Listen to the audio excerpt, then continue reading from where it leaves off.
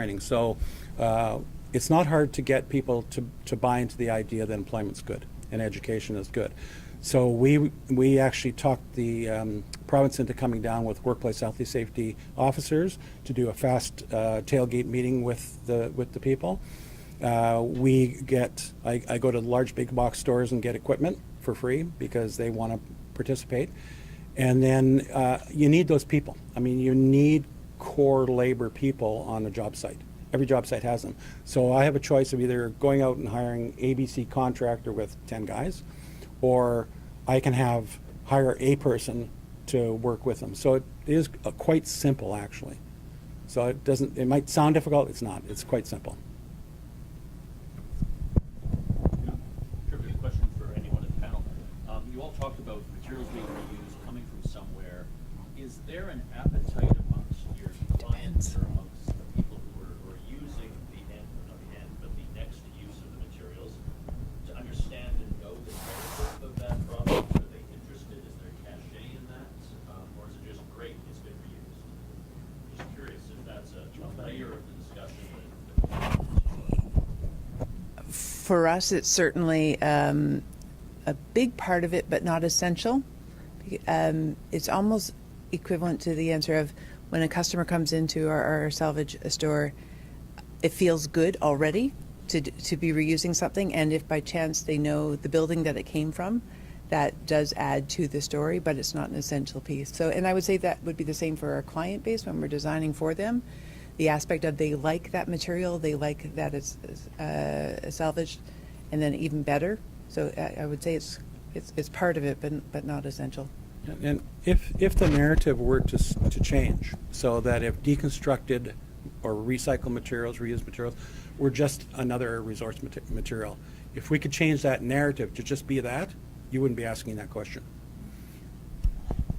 Just to sort of the big picture, I think it's true that generally people just see the material as it is. There's no, obviously it's very difficult to trace the provenance and have that chain of custody.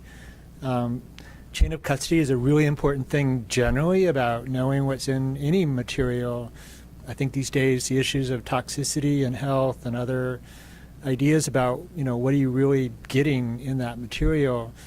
And most reuse stores, so I visited probably hundreds at this point, are extremely chaotic places, and they just don't have the wherewithal to catalog and really know that. And so I think Gerry mentioned the idea of a catalog, and there's a lot of things in that idea of a catalog, both the provenance and chain of custody and what might actually be the material chemistry, but it also has value as an inventory, literally, for a business, and it then sells the story. And there are some companies or groups that are really getting good at that, like packaging their material, labeling their material, having where it came from, and absolutely adds a lot. But I think that's actually one of the good points to say that changing that paradigm would be really good. Question for you, sir. If you could give us an example of how you pitch a building owner or developer to choose deconstruction versus demolition, even if you show them that over time the numbers kind of equal out. Because often it's the time factor for a project, right? So a building owner or developer doesn't want to spend the time in deconstructing. I wonder how you go about convincing them of the shit.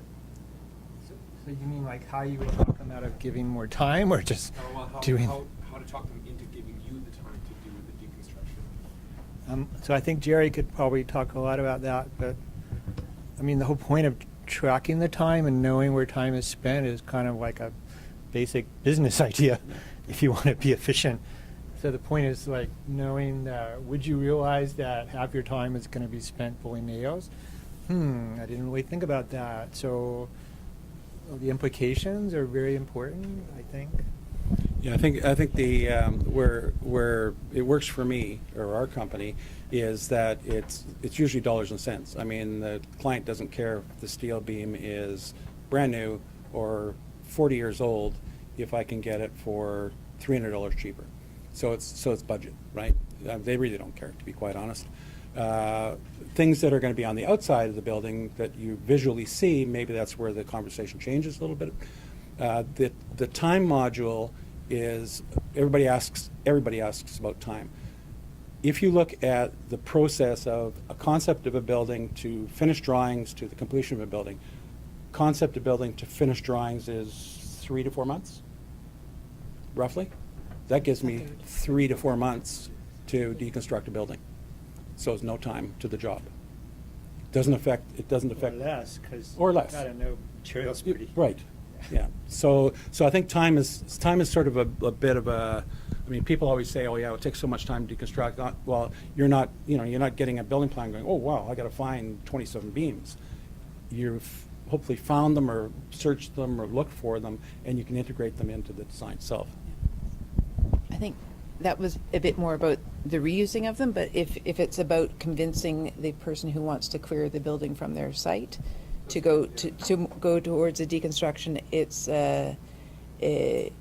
it's asking them to be a champion, and sometimes they want that image, and you're facilitating helping them get there and to be very public about it and where those materials are going and why they're taking that step, because there's some thought that, we know that we can demolish it in a weekend, and it'll be done. That phase is done really quickly, and that's our history. Is that thing? That's just a very quick piece of the timeline. So it's putting that chunk of time in there for deconstruction, and having the wherewithal to make it be a financially successful decision to do that. So it's again, the time piece, and also knowing the whole process of what to do with it. I would just quickly add that I think that one of the aspects is also about getting clients to think more ahead in terms of planning, because often buildings stand empty for years. Exactly. And then suddenly everything has to happen. So can we use a bit of, go back a bit further and find time within that period where the building is not being used to think about how it's going to be taken down and actually start taking it down? And if I could just say, a building could sit in your community for 100 years, and we probably all had this experience of I didn't go there for a week or 2 or a month, whatever, and the next time I go, there's nothing there. And if just the whole idea that something could be there for a really long time, and in a blink of an eye, it's gone. I got to tell the story in Portland where they've done this ordinance about requiring deconstruction. So there's just a requirement. So now the time factor is the model. Like, there's no option to be shorter in a way. And they've also now added a requirement to remove all the lead painted siding, which made the demolition people really mad. Because before it didn't matter to a demo contractor, you can crush it all up. But a deconstruction contractor is removing the lead siding because that is part of the process. So now that's actually equalized the playing field to take in consideration this further level of even managing the lead painted material. And there are quite a few ordinances around the U.S. about demolition delays. So where I went to school in Gainesville, there's actually a demolition delay to allow anybody who wants to take that building and move it. Basically, the owner's given up the rights to it, and it's there for free for anyone who wants it. And you have to wait once you've been issued a permit. So you can still wait 90 days and demolish it, but at least there was a kind of this lag point that was mandated. So that's one approach to that. So we're going to have to wrap up quickly, but maybe one more question and then... This has to do with composite materials and materials that are bound together. An obvious example would be eaves or something which has got a coating on it, it's got plastic inside. It's hard to separate the two. But more specifically, what do you think the impact of things such as sprayed-in-place foam in existing structures and new structures, and how would that affect the recycling of materials such as the stud walls built with foam? The answers are not What a just... stinger for the last question. That's an interesting question. My comment would be, there has been a lot of interest, and I forget if it was actually Mark or Jennifer also mentioned. Obviously there's a huge impact in the lifetime of a building. We want to save operational energy, and if you really spray everything and it's all sealed up and it's like a vacuum thermos, that's great. But there is a little conflict there, clearly, to not contaminating or gluing this whole thing together in such a way that it's pretty much impossible to ever do anything else. And it's probably toxic, so. Yep. That's such a good question.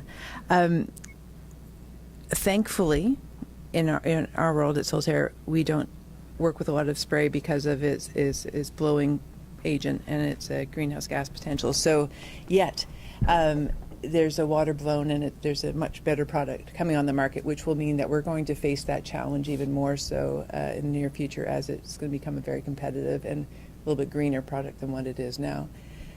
When it's used, it's usually used in retrofits, sealing very challenging areas where other installations aren't able to do that, both that air and insulating work.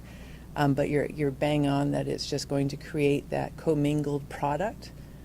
And it's that commingled product. Why Renovator stops at kind of 1950s was the advent of plywood.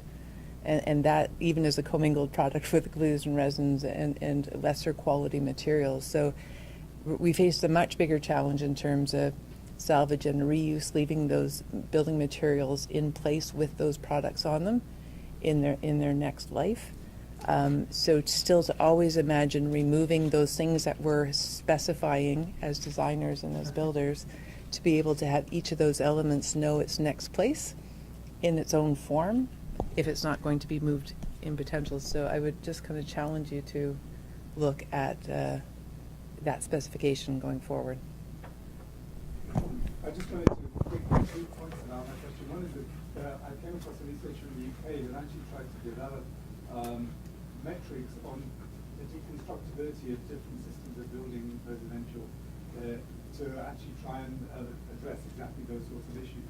And now they build houses differently than we do, so it's not applicable what they did with the idea of doing something that might be interesting. The other thing is that we were talking earlier about the importance of not forgetting about the operational impacts of buildings, which are still the dominant impact if you're looking at carbon issues. And so as we move to more reduced operational impacts, certainly the embodied impacts and the material impacts become more important. But we have to focus on both. We can't just do one to the exclusion of the other. It's important to be looking at both and how they come together. And I think spray foam is one of the particular ones which really raises a whole bunch of questions. So I think we have to wrap up.